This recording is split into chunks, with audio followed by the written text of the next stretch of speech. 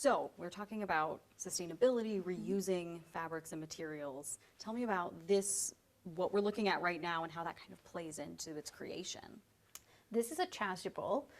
So it's a vestment worn by the most important person in the Christian ceremony.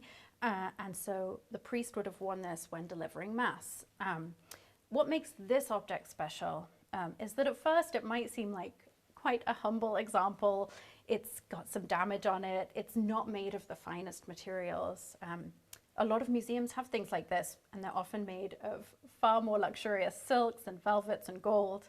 But this one, I think, has a really important role to play in telling the story of textiles in this period, how valuable they were, how precious they were to communities, even communities outside the kind of rich city centers. This was probably from a smaller town or village. And if you look closely at it, you'll see that it's made of lots of different pieces of fabric. So it's a patchwork. You'll see the pattern actually is reversed at times. They've really used every single inch of fabric they had available.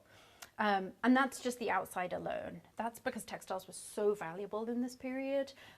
They were used and then reused. This might have been a different garment before it was given to the church. Perhaps it was a dress or a gown that was cut up and reused. But the particularly exciting story for me is what's on the inside, which are these blue and white striped towels. Linen and cotton. We call them Perugia towels because they're associated with that place in Italy. And they're at least 100 years older than the outside fabric of this chasuble.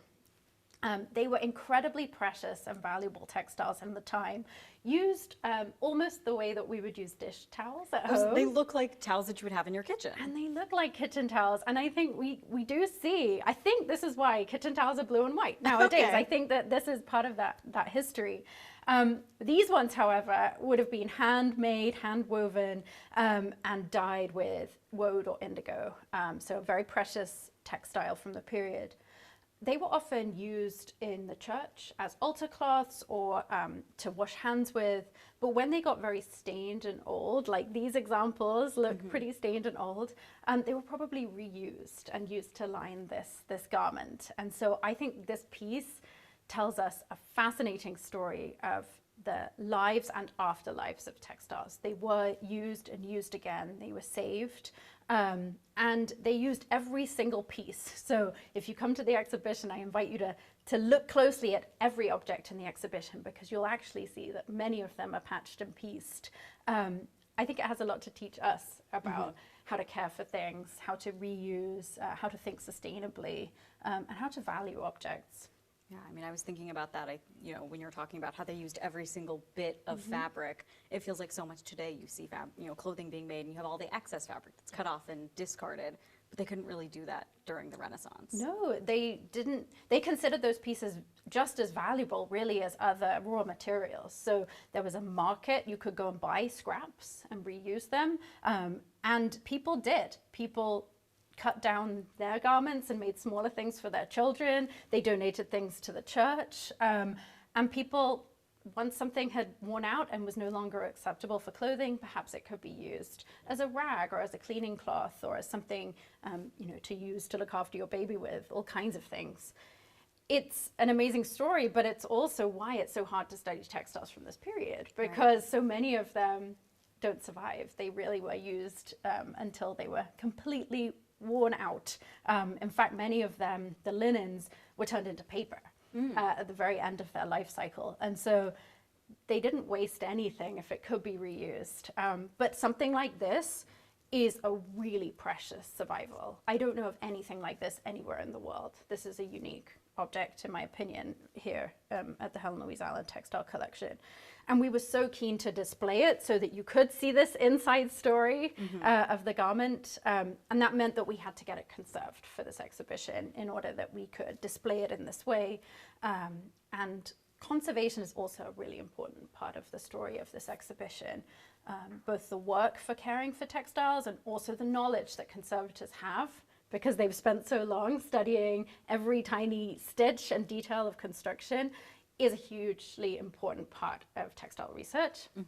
And so this object's I think, tells a great part of the story, both in terms of helping us to understand the huge value of textiles, their importance in daily life, but also in spiritual life, and also the ways that we now care for them and look at them, because they are treasures, and it's part of my role here to advocate for them and study them and sort of unlock the stories and help us appreciate what we're really seeing.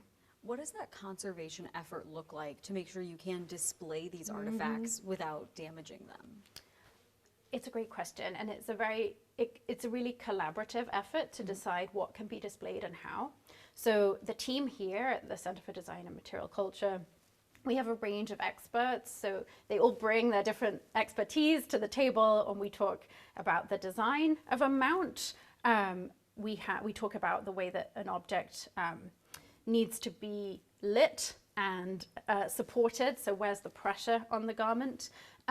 Behind the scenes in our workrooms, we make a lot of the mounts. That's led by our collections manager, but also we train students to make mounts here. Wow. And we also have a whole team of really specialized volunteers. A lot of them are alums of the school here. They've had relationships with the collection for a very long time. And together, our team here at the center, the students and the volunteers, we often work together to build mounts and to do very simple but important acts of stabilization. We don't do conservation work specifically here on campus. You need to go out to a specialized conservation center. And that's an expensive thing to do. So we don't do it very often. But for a star object like this, we decided we wanted to invest in conserving this. And so this was sent off to the Midwest Art Conservation Center in Minneapolis, where they did some even more sort of skilled conservation than we can do here on campus to basically attach the top and the inner linings back together. They had separated over time. Okay. If you look very, very closely, you'll see that there's a fine netting over a lot of the surface to just keep those fibers together and spread their weight. And then this quite complicated mount construction was built by our team here, our exhibition design team and our textile team. Collaborated together to build something that was strong but also very safe for this garment, because it survived 500 years, so we want it to survive 500 more.